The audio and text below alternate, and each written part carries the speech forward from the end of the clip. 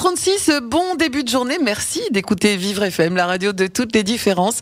Et c'est la matinale innovante, inspirante, différente, pleine de bonne humeur et avec un invité jusqu'à 9h, Benjamin Moreau et Fred Pierre. Et Fred Pierre nous a rejoint pour accueillir notre invité aujourd'hui, Stéphane Corbin, et qui est le fondateur du collectif Les Funambules. Bonjour Stéphane. Bonjour. Bonjour Stéphane, bonjour à tous les deux aussi. Bonjour. J'ai quand même le droit de vous dire bonjour. Oui, évidemment. Vous me rassurez. Le devoir, que dis-je? Le devoir, bien sûr. Bonjour Stéphane, bienvenue. Alors, vous êtes le fondateur du collectif Les Funambules. Qu'est-ce que c'est exactement les Funambules? Parce qu'il faut quand même le dire pour tous ceux qui ne savent pas. Tout le monde ne sait pas, et c'est malheureux, ce que sont que les Funambules. C'est un collectif d'artistes que j'ai créé à la suite des manifestations qu'il y a eu en 2013 contre le mariage pour tous, qui réunit aujourd'hui plus de 400 artistes. L'idée, c'était de créer des chansons qui parlent essentiellement d'amour, et toutes centrées autour de l'homosexualité. Et l'idée forte de ça, c'était de répondre à toute cette violence qu'il y a eu par de la douceur, par de la pédagogie, et de se dire que plus nos histoires seraient connues, et la chanson est un média pour faire connaître les histoires, plus moins elle ferait peur, et plus la haine reculerait. Et pourquoi ce nom, Les Funambules, justement? Je me suis posé la question, il y a quelque chose d'acrobatique dans ce collectif? Acrobatique, non. Enfin, quoique. Ça dépend par quel... Bon, bref. On veut pas connaître Non. C'est-à-dire qu'on est 400, donc c'est un peu compliqué. Parfois. On voulait un nom qui soit pas clivant, et on voulait surtout un nom de collectif qui soit à la fois le nom d'un groupe et le nom d'un album. Et dans le mot Les Funambules, le concept, il y a l'idée que c'est une vie dans laquelle il y a du danger, ce qui correspond assez bien, hélas, à la vie des homosexuels. Mmh. Et mais aussi, si on arrive et si on avance, à la fin, il y a quelque chose de peut-être un petit peu plus pérenne, un peu plus solide au bout. Donc c'est aussi optimiste, voilà. Vous l'avez dit, il y a du danger. Justement, on a constaté ces années qu'il y avait 60% en plus d'agressions homophobes. Et là, on apprend que ce collectif, Les Funambules, va faire ses derniers concerts. C'est le moment, justement, d'en faire encore plus, non? Alors, faut comprendre que nous, on est un collectif qui s'est monté sans argent, sans production, ouais. Sans moyens, et que donc tout ce qu'on fait et que tous nos bénéfices sont reversés à des associations. On a reversé tous nos dons au refuge et à SOS Homophobie depuis le début. Là, on est partenaire avec SOS Homophobie depuis 2 ans maintenant. C'est donc pour nous, c'est très compliqué de continuer à avancer sans moyens. Et puis non seulement il faut que les choses s'arrêtent, c'est comme ça, c'est comme les histoires d'amour, elles ont un début et une fin. Et puis on est en train surtout de travailler à une suite des Funambules dont je peux pas encore parler pour le moment, mais il y aura autre chose plus tard. C'est ce que j'allais vous demander, ouais. Il peut y avoir un épisode 2. Il y a un épisode 2, voilà. Il y aura un épisode 2, c'est sûr, mais c'est en train de se faire. Mais comment on fait pour, pardon Dominique, comment on fait pour réunir autant d'artistes alors que, sans vouloir froisser, il n'y a pas de nom très connu. Pourtant, il y a des artistes qui sont tous dans des grands spectacles musicaux. Il y a des artistes qui ont joué dans Tom Sawyer, dans Le Roi Lion, dans Berlin Cabaret, dans La Belle et la Bête, dans 31, dans Oliver Twist, Mamma Mia, enfin j'en passe, il y en a énormément. Et pourtant, on connaît pas forcément leur nom. Alors comment on les réunit déjà? Et comment on fait venir les gens? Alors déjà, on dort peu, me concernant. On travaille beaucoup le jour et la nuit. Et on est content qu'il y ait un forfait limité sur nos portables. Et puis, alors d'abord, c'est pas vrai qu'il n'y a pas de gens connus. Il y a quand même tout un tas de gens qui ont répondu présent. Non, c'est un peu de la provoque. On a 2 marraines exceptionnelles qui sont Miu Miu et Virginie Lemoine, qui ont quand même une notoriété qui évidemment prouvée. Oui, sacrée notoriété même. On a des artistes qui nous ont beaucoup aidés. L'année dernière, par exemple, à l'Alhambra, on a été parrainé et marrainé par Anne Romanoff, Michel Jonas, Sheila. Sur l'album, il y a Amanda Lear, Dave, Camille Cotin, Julie Ferrier, Jean-Claude Dreyfus, Pierre Richard. Donc on a quand même des gens qui nous ont soutenus. Pour quand même vous soulever un point qui est important, c'est que à l'époque où j'ai créé l'album, moi j'ai contacté la terre entière. J'étais un peu indestructible à l'époque. J'ai vieilli un peu depuis. Mais vous ne les faites pas. Vous êtes gentil, parce que vous me voyez pas de près ni de loin. La vérité, c'est que beaucoup d'artistes renommés ont refusé de s'associer à cette cause parce que il y a une peur encore aujourd'hui qui est malheureuse pour un artiste qui a peut-être une carrière, une notoriété, de se voir associé à l'homosexualité par peur de perdre un public. D'ailleurs, quelquefois, j'ai un exemple qui est très parlant, moi je trouve, qui est celui de Michel Sardou, que j'ai contacté parce qu'il était très inattendu dans un projet comme ça. Et Michel Sardou m'a dit oui tout de suite. Il m'a dit bien sûr, ce qui est étonnant. Ça, moi, j'aime bien quand les gens rentrent pas dans des clichés et en l'occurrence, moi, je trouve ça vraiment. On pourrait penser que justement. Voilà, vu les positions qu'il a pu prendre, mais sur l'homosexualité, pas du tout. Ouais. Et Michel, donc on s'est parlé au téléphone et il m'a dit j'appelle ma maison de disques pour avoir l'accord et sa maison de disques a refusé. Donc là, on est dans un cas typique d'un artiste qui accepte de s'engager, en plus sur un terrain étonnant pour lui, et sa maison de disques refuse certainement pour des idées de marketing, on va pas associer mon artiste à ça, des choses comme ça. Moi, je trouve ça scandaleux, mais bon. Ça l'est.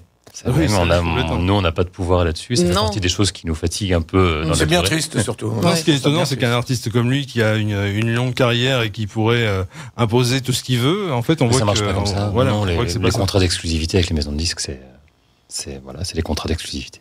Mais quand je vous entends dire ça, vous parliez de Camille Cotin. Moi, je trouve qu'elle a fait beaucoup de bien, notamment avec les épisodes de 10%.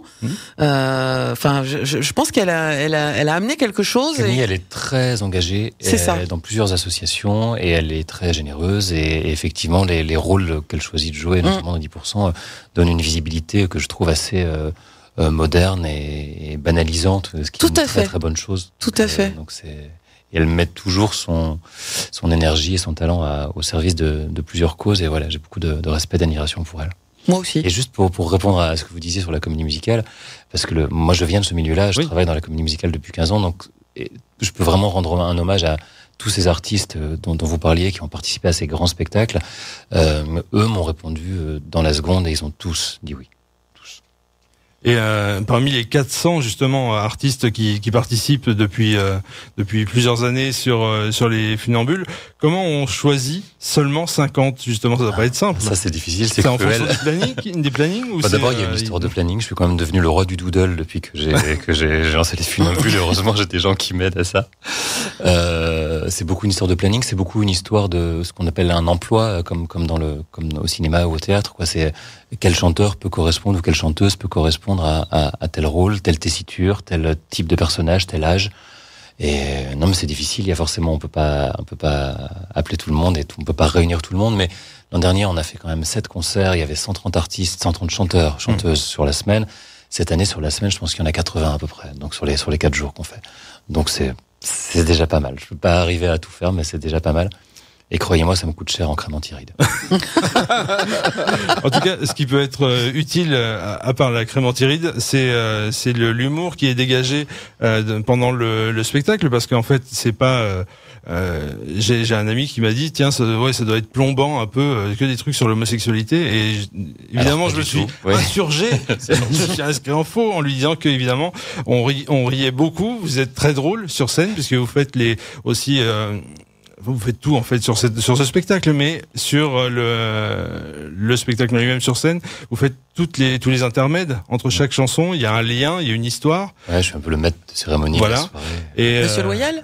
Un peu, c'est ça. Un peu Monsieur Loyal, et c'est très drôle. C'est-à-dire que il y a des chansons drôles, il y a des chansons très très prenantes, on peut pleurer aussi. Benjamin a versé des larmes. Très très beau, vraiment. Très beau spectacle, franchement.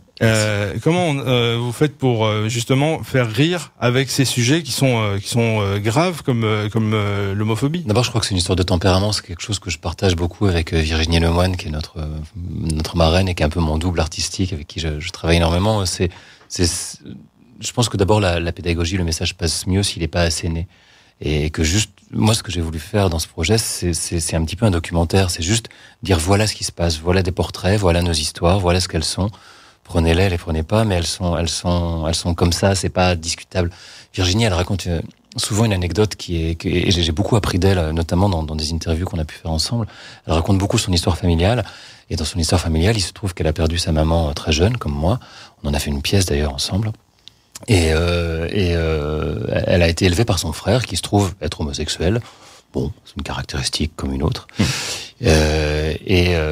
Quand elle raconte cette histoire, je me souviens qu'elle avait fait un débat avec Hervé Mariton, qui est un gars qui est connu pour son ouverture à tout point de vue. Et en fait, quand elle raconte cette histoire, il y a rien à en dire. C'est juste son histoire. Voilà, j'ai été élevé par un frère homosexuel. Trouvez-vous que je suis quelqu'un qui n'appartient pas à la société ou qui ne mérite pas d'avoir les mêmes droits que d'autres? Oui, non, voilà. c'est comme ça. Et moi, j'aime bien ce postulat qui est juste de dire, en fait, on vous demande pas votre avis, c'est juste ça, nos histoires. Voilà, on existe. Moi, je suis homosexuel, c'est une de mes caractéristiques aussi. Ça fait partie de ma vie, comme le fait que je suis pianiste et que j'ai les yeux gris, par exemple. C'est pas plus intéressant. Ça le devient parce que la société nous rejette, et c'est pour ça qu'on combat, pour rétablir cette injustice, quoi. Mais c'est, en soi, ça devrait être rien d'autre qu'une caractéristique parmi d'autres, et peut-être une différence parmi d'autres, par rapport à une norme, en tout cas, mais qui mérite pas d'être soulignée, qui mérite pas d'être discriminée. Donc on essaie juste de témoigner et de dire nos histoires, c'est ça. Donc après, c'est une histoire de tempérament. Moi, je pense que j'ai appris très jeune, certainement, avec des drames que j'ai vécus assez jeune dans ma vie. J'ai appris je suis un type assez joyeux et assez heureux au quotidien. J'ai appris à mettre de la légèreté, de l'humour et de la distance dans tout ça. Donc c'est important. Surtout ne pas asséner les choses. Et donc c'est un spectacle très joyeux, oui, avec des chansons très graves. Pas que. Non, il y a quand même celle qu'on a entendue tout à l'heure. C'est pas une chanson très grave.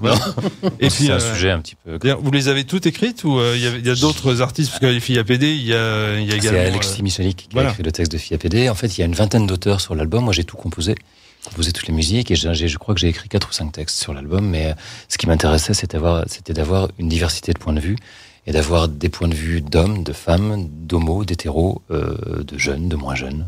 C'est la diversité qui m'intéresse vraiment. C'est de raconter un maximum d'histoires. C'est pour ça qu'il y a 42 chansons sur l'album. On en chante une vingtaine sur scène. Et c'est pour ça qu'il y a autant de points de vue et autant d'interprètes aussi sur la... Et pourquoi ne pas les chanter, les 40 pour les dernières ?